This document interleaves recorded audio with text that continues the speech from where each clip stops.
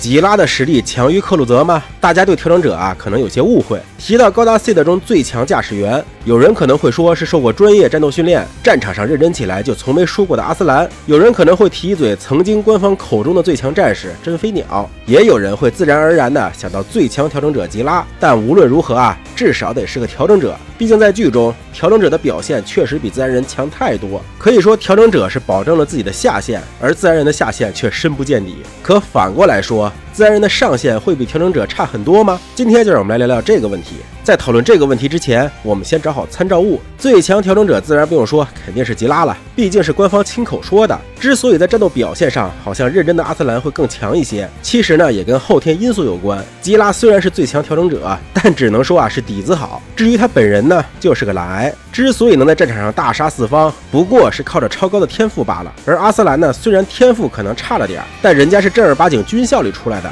还是早期含金量最高的那批军校毕业生。再加上入队以后是跟着当时的 MS 战专家客队混的，一战结束后呢，又成了奥部首相的保镖。MS 驾驶技术深造肯定是不能少的。对比那边由 MA 王牌驾驶员木叔带出来的吉拉，第一季结束后又 PTSD 了，更不会去专门深造训练。这一来一回的差距啊，可以说是相当大了。但就算后天努力上差距这么大，吉拉在战场上也依然是神挡杀神，佛挡杀佛，可见这基因底子得有多好了。那么最强自然人应该是谁呢？木叔显然不太行，因为木叔在木爹眼里啊就是一个盖版的自己，而木爹本身呢又是家族世世代代坚持搞优生学的最高作品，再结合官方在设定集中给予他的描述，将其视为最强自然人啊是没有问题的。那么接下来呢，我们就来探讨一下最强调整者与最强自然人的差别到底在哪儿了。什么是调整者？简单来说啊，就是在胚胎阶段给基因动了手脚的，就是调整者。有的人可能是调整了外貌，就会被称为是调整者；有的人可能是调整了艺术细胞，也是调整者；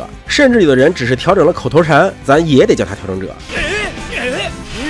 而在基因调整时，比如说啊，想要成龙那样的鼻子，SEED宇宙的科学家是无法通过完全自制基因的方式来做出这个鼻子的，而是找到会影响鼻子外观性状的基因，将它调整成和成龙一样的基因。也就是说啊，所有调整者的基因都是有自然人基因做参照。再举个例子啊，你想要一个爱因斯坦般聪明的大脑，科学家只能照着爱因斯坦大脑相关的基因进行调整。而你如果提出想要比爱因斯坦的智商高 0.2887 的基因，科学家就只能怀疑你是故意找茬是不是？到这里大家明白了吧？调整者之所以会比大多数自然人要强，就是因为他们把一些自然人中优秀的基因量产化了。不说每个人都是爱因斯坦吧，估计调整成爱因斯坦啊花费也比较高，就是每个人照着院士的标准来调整，那平均水平对比自然人啊也是碾压了。而这种照着优秀基因批量生产的操作，也可能是导致调整者生育率下降的原因，毕竟基因越来越单一了。这里有人好奇啊，调整者与调整者生育率低，那跟自然人生孩子不就好了？但从动画里的设定来说，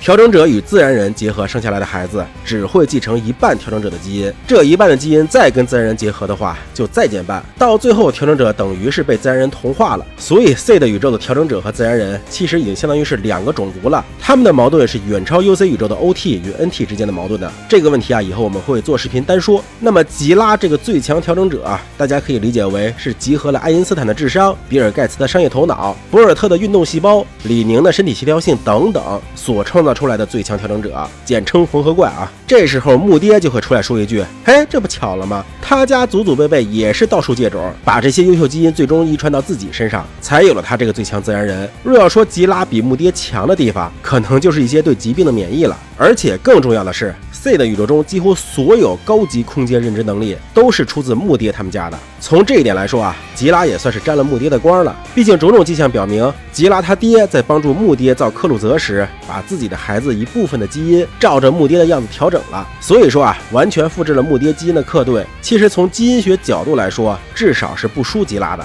实际上在剧中的表现也是如此。之所以会战败，主要还是因为木爹的基因老化问题。SEED 宇宙由于无法解决克隆体端粒过短的问题，导致克鲁泽年纪轻轻就有了和60-70岁木爹相等的身体，只能靠药物来维持。那等于是吉拉欺负一个70多岁的老同志啊！换全盛时期的木爹来，那谁输谁赢还真不一定。至于第二季的雷，虽然基因也与木爹相同，怎奈啊是在议长培育下成长的，心智不健全，思维不开阔。吉拉好歹是见过科队嘴炮水平的人，欺负一个黄口小儿啊，还是轻轻松松的。所以雷也很难体现出木爹真正的实力。最强自然人与最强调整者的胜负，很可惜啊，只能做留白处理了。不知大家会觉得谁更强呢？好了，今天视频这么多，希望大家多多点赞支持，我们下期再见。为什么坦克都需要3、4个车组人员，高达只需要1个人就能驾驶？这也算是个老生常谈的问题了啊！几乎每次在讨论高达设定时呢，都会有人问到，他们可能主要是好奇啊，驾驶高达时又要靠目视看周遭环境，又要驾驶着高达进行移动，又要做出射击等动作，还要留意对内通信等等，一个人啊，是不是根本忙不过来啊？那么今天我们就来聊聊这个问题。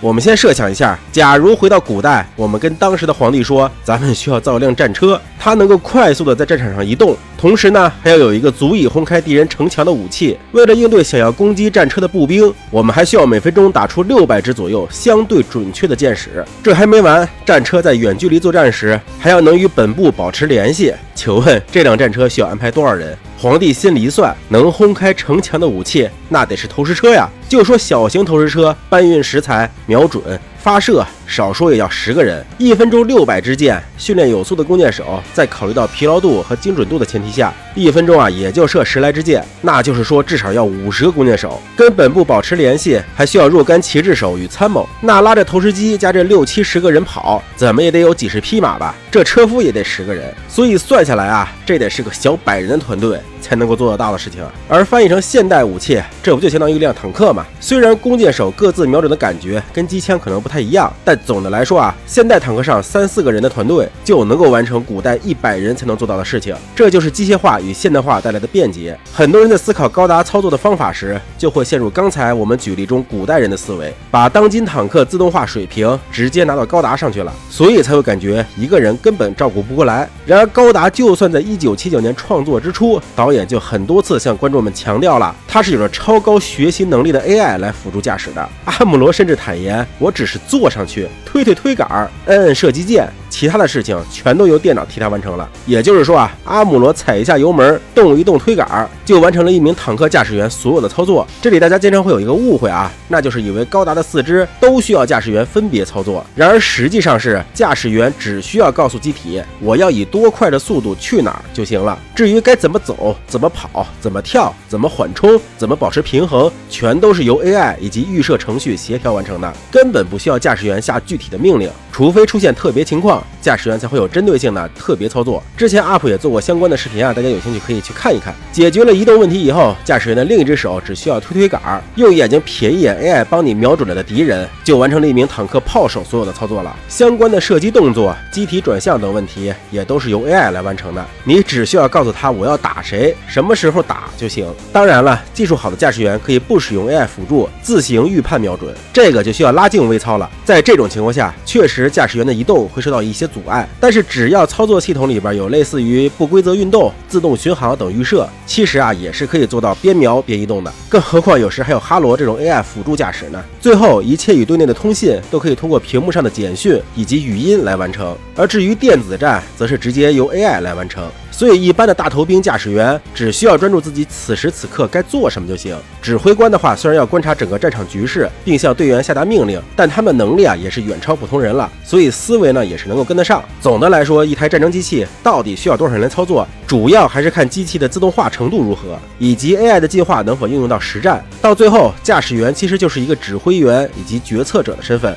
这里有人要问了啊，那为啥还需要驾驶员呢？这个之前咱们也发视频讲过了哈，嘿嘿，我太懂你们了啊！好了，今天视频这么多，希望大家多多点赞支持，我们下期再见。这个肩膀连接架看得我真是胆战心惊的。唉。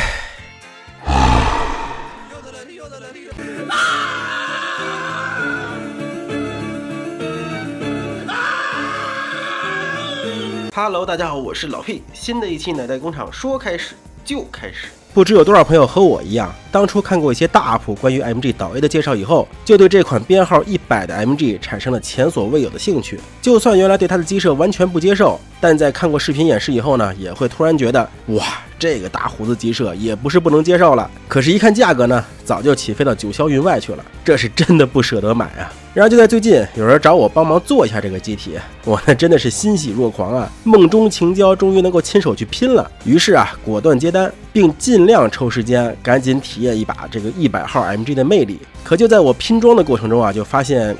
有点不对劲儿了，这玩意儿的 C 扣真的是太多了。就我不是什么 C 扣警察啊，拼装模型里边恰当的使用 C 扣来简化结构，增加拼装体验，减轻零件的重量，这个我认为啊是很有必要的。但你在无关紧要的零件上面做 C 扣也就算了，你看看这 MG 导 A， 这里，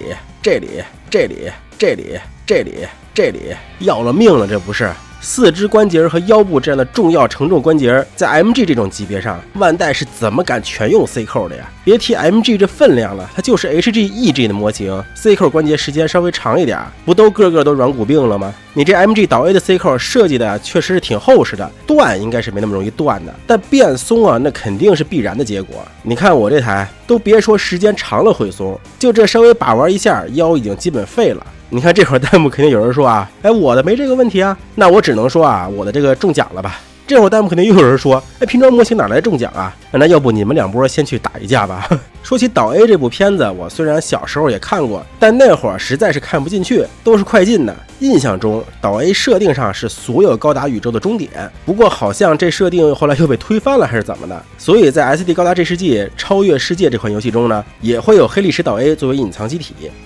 咱们再接着来看这个模型外观啊，可以看到模型上面分布了相当数量的刻线，细节已经算是很丰富了，因此官方说明书上是没有给提供任何标志贴纸的说明的，只给了一小块刮贴供大家自由发挥吧。我这里特意买了一个水贴，自己大概贴了一下。值得一提的呢是头部这里的这个道 A 标志，按照官方示意的话，应该是用刮贴。用刮贴在这种细小的凹槽里边贴贴纸，我属实是不明白啊，设计这个的大哥是不是那天喝多了？我这里选择的是面相笔补色啊。顺便一提，这款模型啊有不少地方刻线槽是比较浅的，渗线要么走不动，要么一擦就掉，大家就自己加深一下刻线，或者用勾线笔勾一下吧。身材比例方面啊，这两条大长腿真的是太长了，不过从后面看呢，腿这里的结构还是非常的带感的。至于整体机设你能不能接受，这个还是看个人喜好了。接下来看看可动，头部低头抬头角度不算很大，拼接地方的设计啊也是挺少见的啊，紧实度也是不太够用。胸部的导弹舱盖板可以进行一个展开，不过零件比较抠手，也很容易掉。整个导弹舱呢也可以拿出来，配合模型中带有的这个小奶牛摆件，实现高达运牛的场景。胸部下方还有一个展开机构，不过需要镊子辅助才能拉出。之后呢就可以打开这个小盖板，一定要注意啊，这个插装特别细，千万小心别给弄断了。提到这个细装的问题啊，后背上这些用来还原月光碟而设计的展开零件也是装很细，而且上方这个零件也是很容易掉的，大家同样要特别注意一下啊。话说可能是因为这个装太细无法承重，所以导致这个月光碟特效件呢也是需要转接件进行搭载，而不是直接安插到这个展开零件上面，有点可惜了啊。腰部的可动呢就不提了啊，开头已经做了充分的演示了。然后再来看看手臂连接，这里连接点是集成在胸部内构上的一个凸起的卡桩上面，这个凸起的部分啊稍微有点细，再加上大臂根部的这个关节特别的紧，导致动的时候特别怕整个零件全部都断掉，这个设计真的是有点问题。然后就是肩胛部分，无论是正面、侧面还是背面都有盖板的展开结构，使肩胛在不动的情况下，手臂就可以完成各种的平抬、平举的动作，这一点还是很不错的。就是肩胛零件有时候也会掉就是了。肩胛上的光束筋刀键柄卡得比较紧，建议大家直接把连接件拿下来再抽出键柄。曲肘基本能够够到肩膀，手指采用的是5指单独可动手，效果也还算可以。裙甲方面呢，都设计有大范围的可动，前裙甲可以拿下来还原战机的形态。不过驾驶舱的驾驶员呢是集成在座位上的，只有上半身，而模型附赠的兵人呢也是戴头盔的，而不是齐肩发的罗兰。模型的前踢、侧踢、后踢都可以达到90度，就是大腿根部这里啊有点软，时间再长点估计要来不来大劈叉了。屈腿能够达到几乎折叠状态，同时大腿后方也伴有叶片联动，这个确实是一个很不错的亮点。另外小腿部分呢也同样伴有联动设计，脚腕接地表现比较一般吧，不过前脚掌可以与后脚跟合拢，有种可变机的感觉。以上呢就是本体的表现了，接下来看看配件。盾牌没啥好说的，背面有一个滑槽结构，还可以把盖板掀起来，安装盾牌只要对准手臂上的外露插槽插上去就行。主武器呢是一个未来科技感满满的步枪，枪尾可以展开，不过这里一定要注意啊，太容易掉了。就算我捏紧了上下盒的2个分件，也依然很容易脱出，然后把内部的握柄拉出来，再把原来的握柄收回去，盖上盖就可以还原高出力的模式了。光束军刀特效件呢也是给了一对儿。最后呢就是流星锤了，与元祖 2.0 的锤子相同啊，链子是成品，把2颗兵器拼一下就好。好了，以上就是这款模型的介绍了。总的来说啊，作为编号100的模型，亮点确实不少，但对比同时期的勇士 2.0、元祖 2.0、扎古 2.0，这款 MG 岛 A 的硬伤啊确实是太多了，而且在那个相对比较强调内购的年代，岛 A 的内购也是有点一言难尽吧。再加上它比较奇特的外观，综合来看啊，这玩意儿卖原价，我觉得还是不亏的。但弄到现在这么高的溢价，我只能说啊，干他妈的跟风倒狗。好了，今天视频这么多，喜欢小伙伴点赞、上投币，我们下次再见。我去！前不久给大家介绍了 MG 内购巅峰的 MG 钢坦克，其丰富的内购以及出色的可玩设计，让不少朋友大呼过瘾，表示希望多一些这类看起来其貌不扬，但万代为了模型能卖出去而用心设计了一些晚点的模型。那宠粉的我肯定会满足你们的要求啊！接着就再给大家来介绍一款万代于2005年出品的良心产品 MG 龟霸，希望大家也不要吝啬自己手里的硬币，多多一键3连，谢谢大家了啊！其实我在做 MG 钢坦克之前啊，就看过不少大 UP 测评过这个 MG 龟霸了，当时就觉得这 MG 龟霸是真的有意思呀。但真当我做过 MG 钢坦克以后，再来做龟霸的时候，说实话啊，我个人感觉哈，这龟霸单说内购和机械结构还原这些，还是远不如钢坦克的。亮点相对钢坦克而言啊，也是少了一点的。钢坦克实在是太惊艳了，有了那个珠玉在前，再加上之前看过不少 UP 的视频以后，会对龟霸的期待过高，导致真的做完以后，反而会觉得有点食之无味了。不过话又说回来，这也就是跟 MG 钢坦克比，但凡跟其他一些优秀的 MG 比，这款龟霸还是相当能打的，更别提那些凑数的 MG 了，那确实是会被龟龟爆杀的。好了，下面进入正题，咱们还是来先看看外观。其实我原本很喜欢龟龟这个造型的，毕竟水产都是萌萌的，但直到有一天也不知道我怎么想的，就莫名其妙联想到这个类似这样的配色。自打那以后，龟龟的这个头啊，我真的是再也无法直视了，重金求一个没有联想到过那个的脑子。话说这龟霸，你别看起来胖胖乎乎的，有点笨重的样子，但其实龟霸的设计理念是以灵活度为主的，这一点可以从这款高达相关的游戏 SD 高达 G 世纪创世中来看出来。这家伙最高的属性就是运动性，其实很多机体的性能参数以及驾驶员的驾驶水平都能够从这款游戏看出个大概来。对于喜欢讨论强度的朋友们可以当个参考。咱们接着来说模型啊，我的这个 MG 龟霸是上了消光的，原本应该是那种光泽感很强的橙青色，大家可以根据自己的喜好来决定是要哪种效果啊。不过由于这款模型的水口不太友好，因此如果想要完美速组或是喷光油的话，对打磨目数的要求是非常的高的，这一点大家可一定要做好心理准备啊。水贴方面我也是根据自己的喜好补充了一些标志贴纸，不过数量不是很多就是了。另外再提一嘴组合度的问题，由于这款模型使用了大量的大块板件，所以有时候安装的时候还真是挺难让所有孔位一下对齐的。再加上这款模型年代比较久远，那会儿万代对模型组合度的调教啊还不是那么炉火纯青，也就导致了部分零件安装起来会比较费事儿。手臂这里啊也需要螺丝来进行固定，大家就抱着修理超合金模型的心态来玩就是了。接下来再来看看可动的表现，这个眼珠子啊需要先把头摘下来，再掀开头盖骨之后才能进行转动，可动范围啊自然是很大。不过一个是拆卸比较麻烦，一个是眼睛在最中间的时候这个会瞳孔地震，感觉稍微有点遗憾。其实只要拆卸方便点，或者再弄个展开的结构什么的，都会好很多。另外由于眼珠子的零件是弧形的，所以如果你用官方给你的胶贴啊会贴得皱皱巴巴的，有条件的话还是要涂装一下才行。脖子这里也设计了多段的可动，并且接近头部这里的褶子，这都是独立分件，防穿帮效果是挺好的，就是容易蹭漆，喷涂档可一定要小心啊。而头部啊也是可以进行360度自由旋转的，干这转过来就更像了啊。腹部这里有2个驾驶舱展开结构，一个是中间的小洞可以翻开，另一个则是将整个肚子做个剖腹产。注意做剖腹产的时候，从上面抠是很难的，可以直接轻轻抠一下下边，就能轻松的展开了。展开以后可以看到里边双人驾驶座以及一个驾驶员，这里喷涂一下效果应该是不错的。四肢这里我一起说一下啊，肩膀可以向外拉伸，大腿根在解锁驾驶舱下方的锁扣以后也可以进行拉伸，手臂可以外拉延长，最后曲肘和屈膝的角度几乎都能达到折叠的程度，抬臂可以超过90度，